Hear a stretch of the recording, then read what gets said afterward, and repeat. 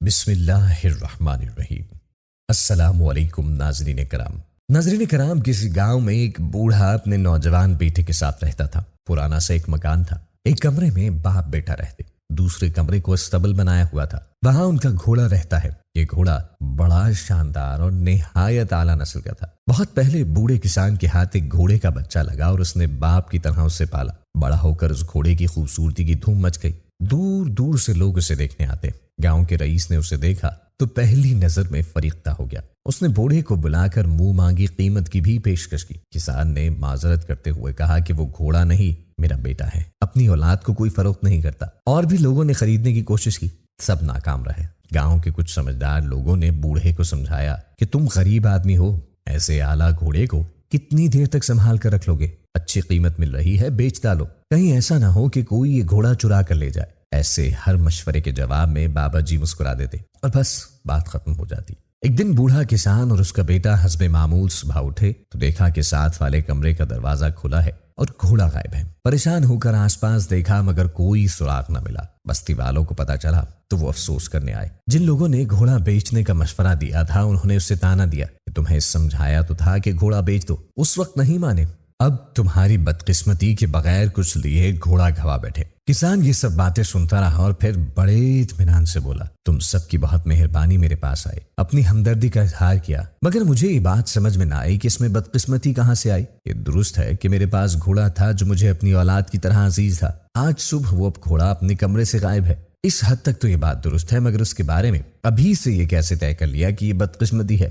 گاؤں والے بڑے حیران ہوئے، آپس میں کہنے لگے کہ شاید صدمے کی وجہ سے اس کا دماغ چل گیا ہے، یہ بدقسمتی نہیں تو اور کیا، کہ ہزاروں کی مالیت کا گھوڑا چوری ہوگا۔ سب لوگ واپس چلے گئے۔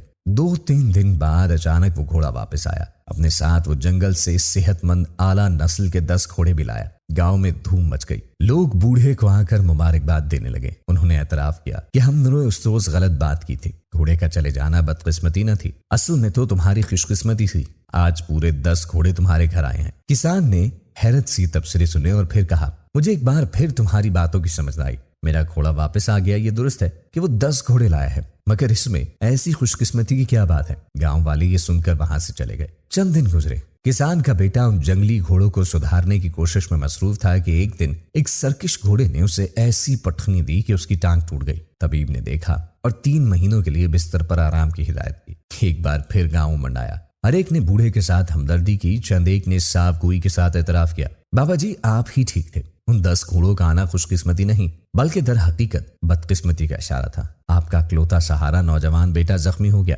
پتہ نہیں اس کی ٹانگ درست طور پر جڑتی بھی ہے یا نہیں۔ آپ بوڑھے بندے ہو کر تمام کاج بیٹا کرتا تھا، اب مشکل ہوگی، آپ کی قسمت خراب ہے کہ ایسا ہو گیا۔ بوڑھے کسان نے یہ سن کر ٹھنڈی سانس بھری اور قدرے جھنجھلاہٹ کے ساتھ کہا، یار ہر واقعے میں خوش قسمتی یا بدقسمتی نہ ڈھونڈا کرو، جو بات جتنی ہے اتنی ہی بیان کرو۔ میرا بیٹا اگر ٹانگ توڑوا کر بیٹھا، اس حد تک تو تمہاری بات درست ہے، باقی خوش قسمتی یا بدقسمتی کا حتمی فیصلہ ابھی ہونا باقی ہے، قدرت ہی اس کے بارے میں بہتر جانتی ہے۔ 2-3 ہفتے گزرے، اچانک ہی جنگ چھڑ گئی۔ قریبی ملک کی فوج نے حملہ کر دیا اور بادشاہ نے جبری بھرتی کا حکم دیا۔ ریاستی اہلکار دوسرے دیہات کی طرح اس گاؤں میں بھی آئے اور بوڑھے کسان کے زخمی بیٹے کے سوا ہر جوان کو پکڑ کر لے گئے۔ گاؤں والے روتے پیٹتے بابے کے پاس آئے اور کہنے لگے، ہم تو تمہیں بے وقوف سمجھے تھے، تم تو ہم سب سے زیادہ سیانے نکلے، واقعی تمہارے بیٹے کا حادثہ بدقسمتی نہ تھا، سچ پوچھو تو تمہاری انتہائی خوش قسمتی تھی کہ ہم سب کے بیٹے جنگ لڑنے چلے گئے، معلوم نہیں واپس لوٹتے بھی ہیں یا نہیں۔ تمہارا بیٹا تو چلو 3-4 ماہ میں ٹھیک ہو جائے گا۔ بوڑھے کسان کے پاس سوائے سر پیٹنے کے